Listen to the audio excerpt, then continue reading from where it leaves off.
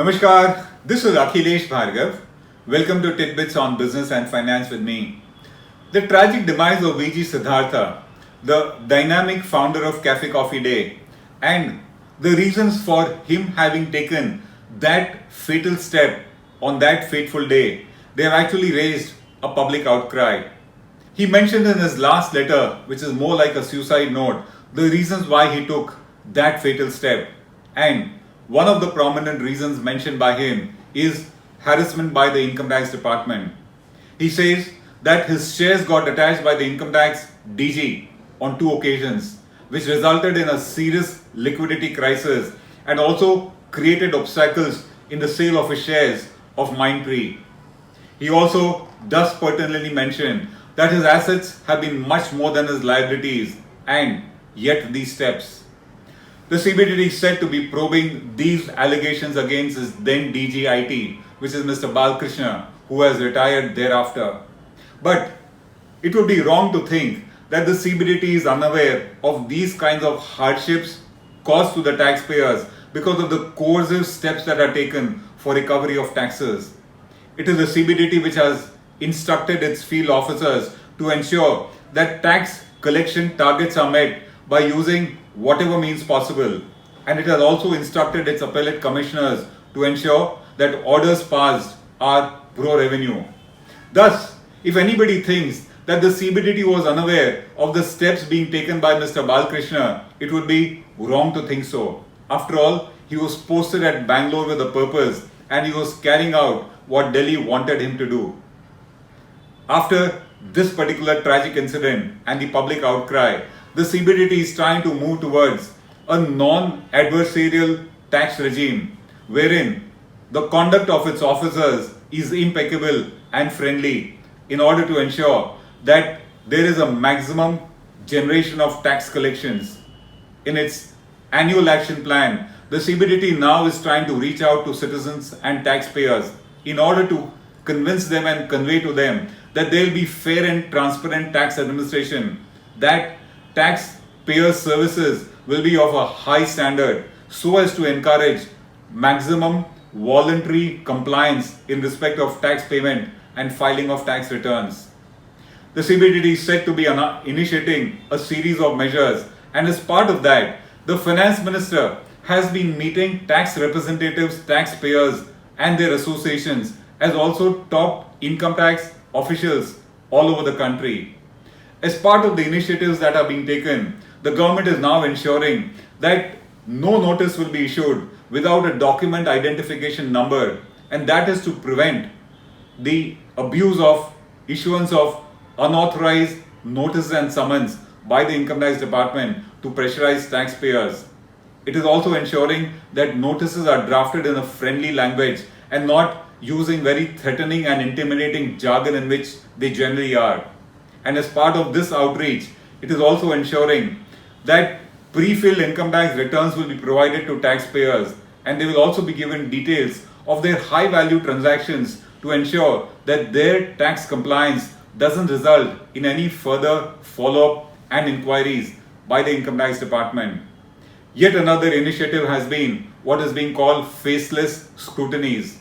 There would be no human interface between the taxpayer and the tax officer as part of its efforts to ensure that there is no arbitrary misuse of the law and corruption is controlled. This attitude of the CBDT is all to do with the tragic demise that has taken place of Mr. Siddhartha. But this is not the first time that these kind of attempts have been made. You will recall that at the time of that Vodafone case, where the government was accused of having indulged in tax terror, and this was the UPA government at that point of time. At that time also, all kinds of promises were made to ensure that the income tax department conducts itself in a fair and transparent manner. But very soon, the politicians who made those promises also forgot them. In recent times, we had this problem of angel tax on startups. While that angel tax has been removed, but that has not resulted in a change in the entire culture, attitude and conduct of the department that the likes of VG Siddhartha have complained about. So, if we are expecting that there will be an overnight change in the attitude of the department by virtue of these measures, then we are certainly mistaken. These are token measures according to us. By issuing notices which have a document identification number, nothing is really going to change. It is just a case of using technology for the same kind of administration. What you need to actually take is remove all that the department does, because of which actual harassment is caused to the taxpayers. And what are those areas? What are those actions of the income tax department which results in harassment of the taxpayers? Let me list them out. The first one is, the department is known to deny legitimate claims of exemptions and deductions that are due to the taxpayer under the income tax law. Please do not deny them. And this particularly happens where the claim is large. And they do it by indulging in a hyper-technical interpretation of the law, which is very, very often turned out by the High Courts and the Supreme Court. The department needs to stop it. It needs to give those exemptions and deductions which are due to the taxpayers.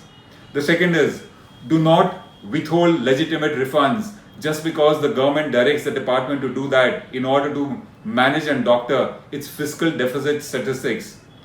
Issue refunds when due. It causes harassment if refunds are not issued. The third is, the department needs to desist from initiating recovery measures in respect of those disputed demands which are particularly known to be contentious and controversial. They result in demise of enterprises itself when this kind of harsh recovery is done. The department needs to be told to refrain from it. The next is, do not curb the authority of the appellate authorities to pass orders which are just, fair and judicious. Do not interfere with them. Let them function under the domain of the Income Tax Act, even if that means that appellate authorities pass orders which may be in favor of the assessees. Their job is meant to uphold the law and not side with the CBDT or the interests of the government. The next is, there are a lot of officers who are willing to pass orders or who are willing to act in a bona fide and honest manner, even if that means looking to be as if it appears that they are siding with the income tax assessee. They are very often victimized by the system. Stop victimizing those officers who are willing to be acting in a bona fide manner. The next is, the CBDT very often conveys and sets targets for raids, surveys, penalties and prosecution. That needs to be stopped, because in order to meet those targets, indiscriminate actions are very often taken.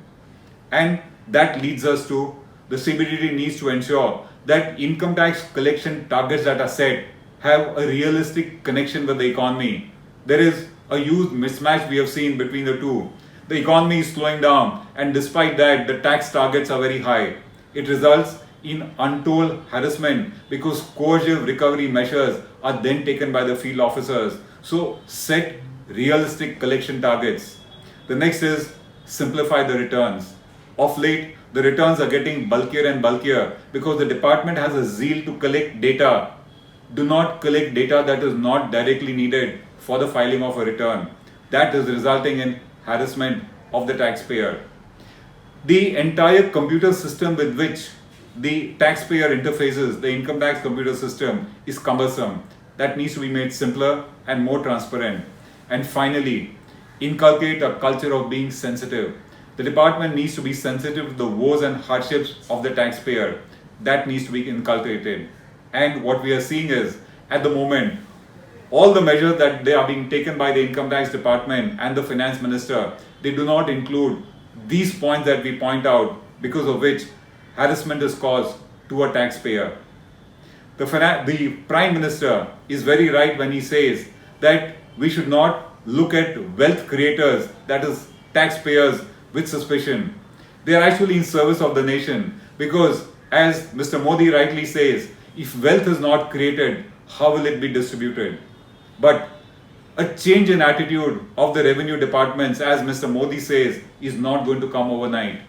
One cannot expect a Babu to be suddenly respecting a taxpayer as one who generates jobs for the nation and because of whose efforts tax comes into the government's kitty. That may not happen overnight. All that is happening just now is use of technology. But what is the use of technology if it is doing the same acts with the same attitude that the department is known for?